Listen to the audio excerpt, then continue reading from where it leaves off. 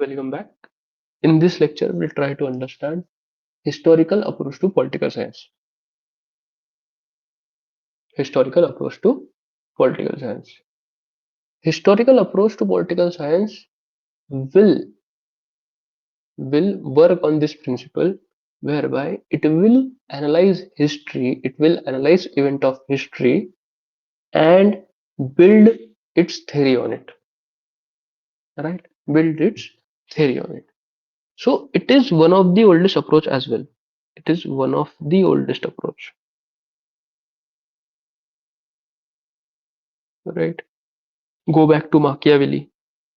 What Machiavelli says, what Machiavelli says that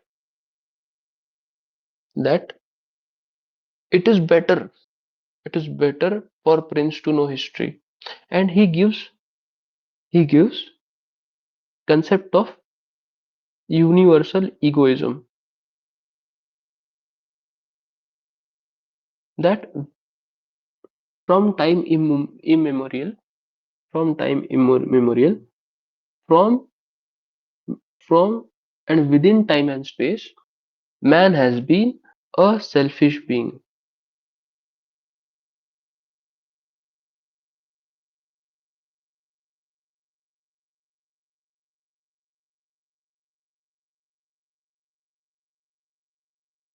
right?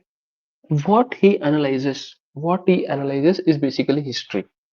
He analyzes history and say that I have analyzed political history of a lot of time, and I have realized that there are traitors, there are betrayers throughout the history. So there is universal egoism that exists. That is selfishness that exists in political sphere, right? This is also known as conception of egoistic man. Egoistic man. Egoistic basically means that you are selfish. And he gives advice to his prince that prince should know history than philosophy. Why to know history? Because by understanding of history, we understand the traps that are set in politics. That where can our opponents can set traps for us.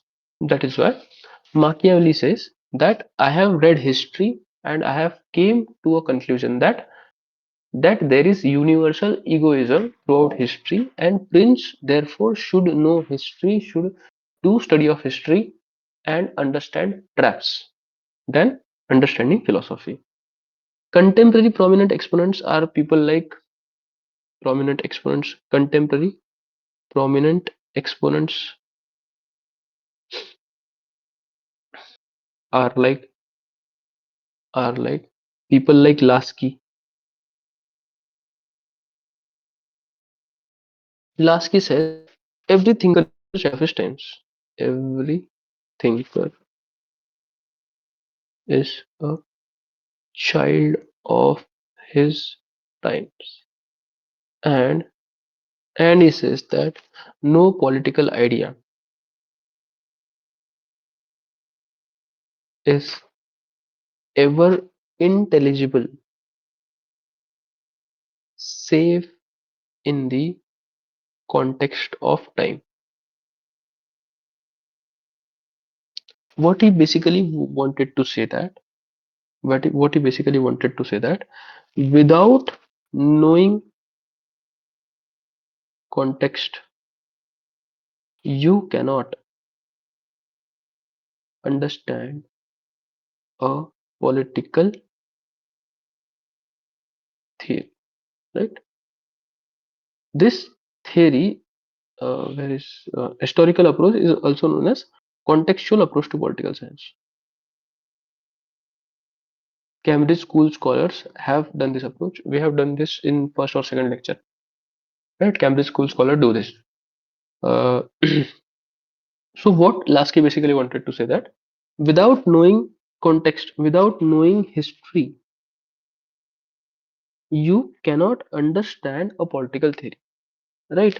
We know Plato wrote his theory of justice in context of Athens' loss in Peloponnesian War, and we can understand why Plato writes such theory.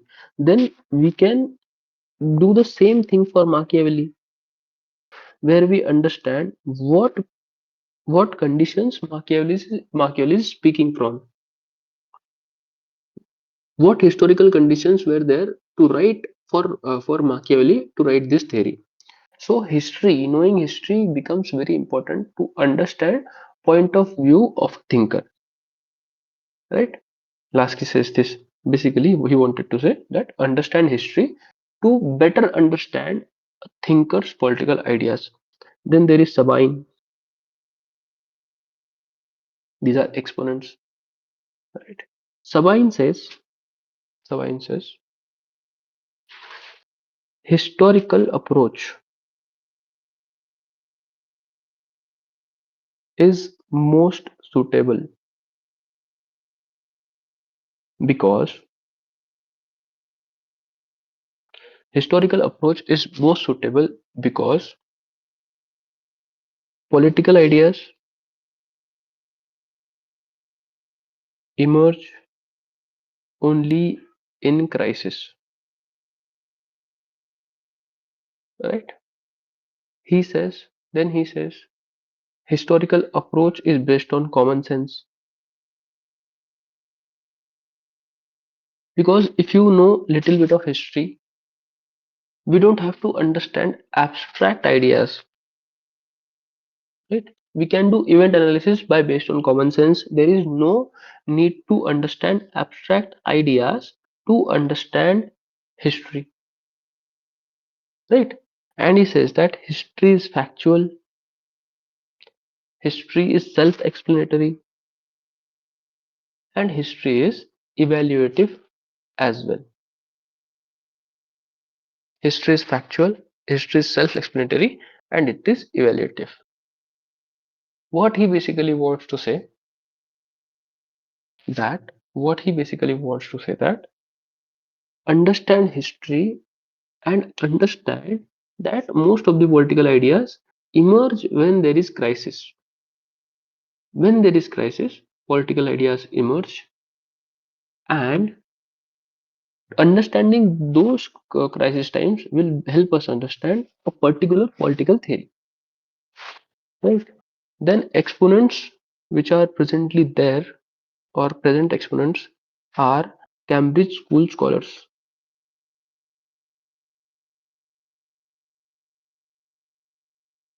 like Skinner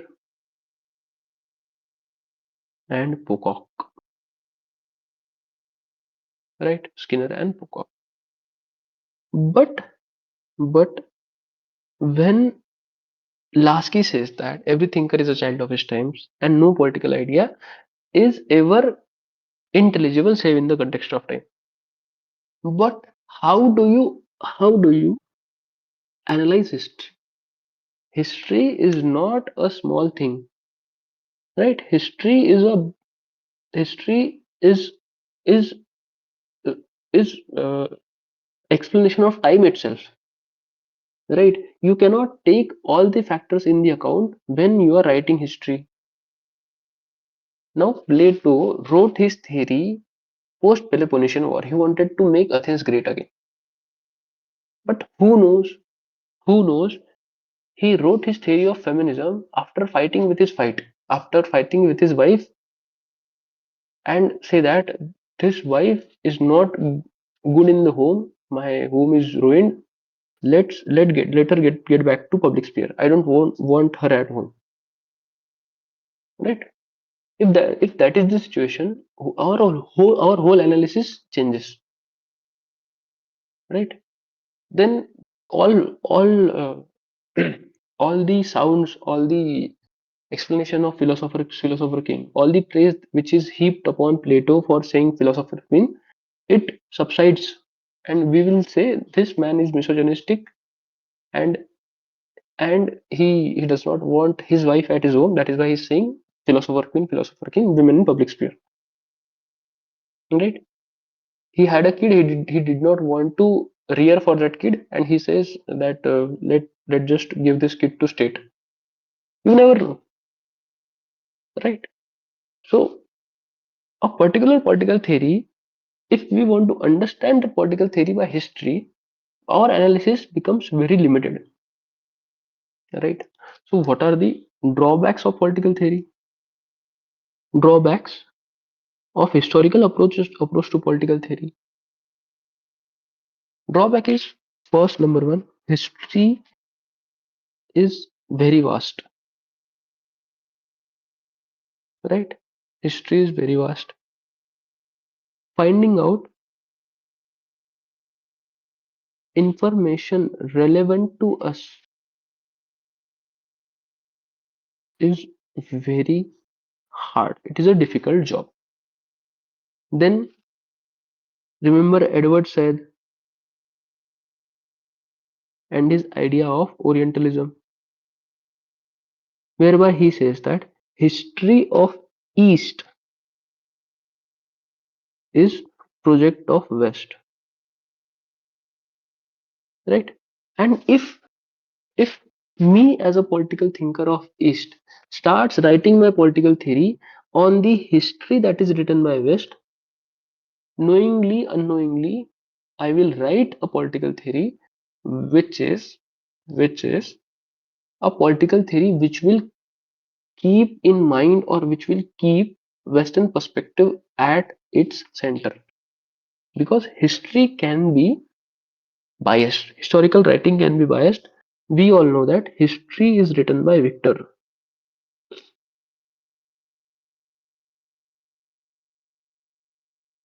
right? Now history is written by Victors. We say US is a liberal country, right? Hitler was bad, and that is why everyone gives shit to fascism. Nobody likes fascism. But when you understand that when Hitler was killing Jews, what USA tried to do was send a ship full of chemical contaminants to Berlin, and and get that chemical contaminant to water resource of Berlin, of Germany, and kill all the people of Germany. This is not written anywhere, right? This is not written anywhere. Why it is not written anywhere? Because history is written by victors. If I write my theory based on liberal history as given by USA, I will of course say that Hitler was bad, right? Then remember Karl Popper's view of historicism, that use of history for ideological mm, reasons. Use of history for ideological reasons.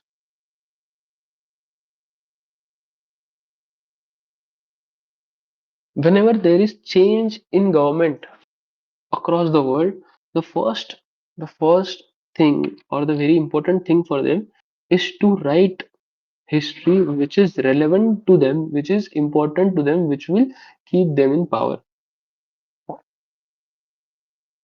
When when X party was power in India, they wrote a particular history.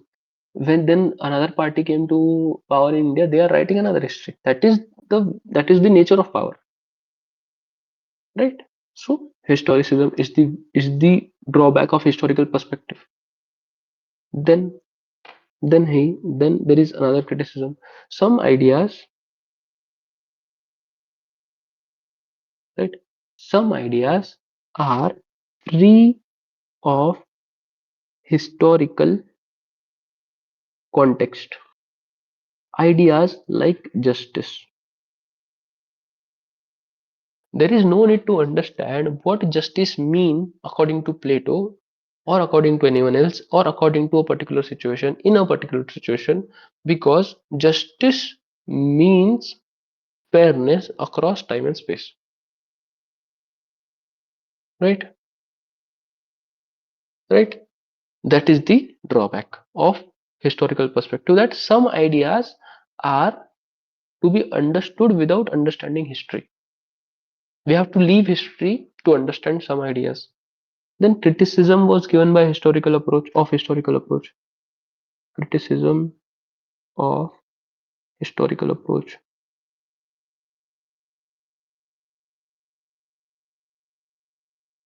Criticism of historical approach, right? Behavioralist gave criticism of historical approach by calling historical approach or traditional approaches led to decline of political science. We will understand decline of political science as well. Decline of political science,